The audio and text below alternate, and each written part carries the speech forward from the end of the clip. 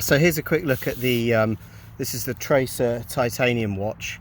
This one's actually known as the Commander. I think it's the P6505 or something was its particular model, but it's pretty typical of the range that Tracer have. So this watch is made entirely of titanium.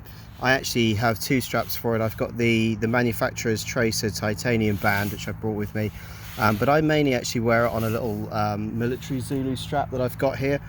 The main features of the watch itself, it's powered by a very standard, stable, I think it's called a Ronda Swiss quartz movement, so it's battery powered. They reckon it'll last 5 years, but I would say, based on experience, it actually lasts about 3 or 4 years, but it's pretty easy to replace or get a watch service person to replace for you. The main cool features about this watch that I particularly like is the titanium itself is very resistant to scratches, so it's very hard wearing, and its real party piece, which obviously I can't really show you in daylight, is the tritium. So all of the little markers for the hours and the hands, the seconds, and the little dot on the bezel at the top have tritium in. That means that it has an awful lot of glow at night time, even if it hasn't been kind of charged up by the light. So the tritium itself, which is inside these miniature little glass tubes, which you can just about make out there on the dials, the tritium itself actually stimulates the lume that's also inside those little bulbs, which means that this glows constantly for about 10 years. The half-life on these is supposed to be about 10 years, which is what I found. I've actually had this watch for about 12 years. So over the time, about 2 years ago when it had its last service, I had them actually replace the tritium, so it'll be good for about another 10 years worth of glowing now. Watch out with the Ronda movement. There's two types of movement. There's the Ronda 715 movement. There's a Swiss parts version, which is quite cheap. This has the Swiss made version, which is a little bit better made, a little bit more sturdy.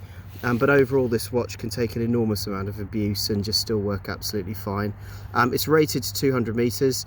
I have the rare ability to brag that I've actually taken this as deep as about 80 meters. So I actually have it as a dive watch as well when I've been diving with it. It's got a unidirectional bezel that you can turn to act as a timer as a dive watch, which is awesome. It's actually quite thin.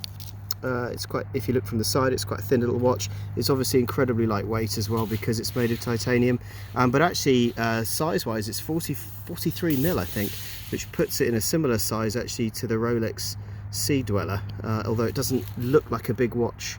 It's easy to read, works really well. Obviously it's got a date on it as well, although frankly on a military spec watch I don't really know why they have dates on them.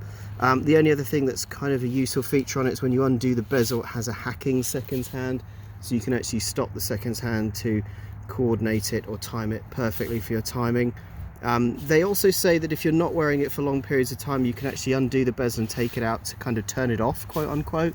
But personally I wouldn't recommend doing that because it tends to leave the case open to the elements and there's a risk a little bit of moisture can get in.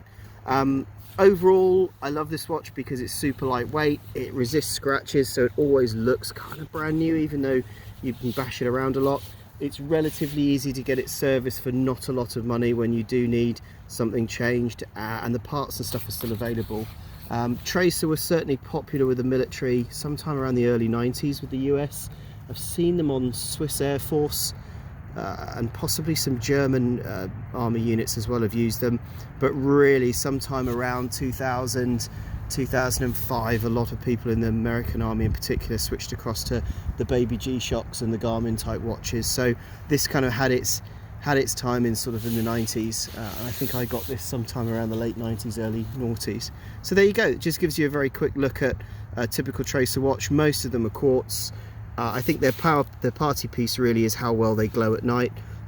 They do have an automatic movement as well, but I don't know that that's kind of the shtick that you're looking for with this kind of watch. But yeah, that gives you a quick look. This is the Tracer Commander Titanium.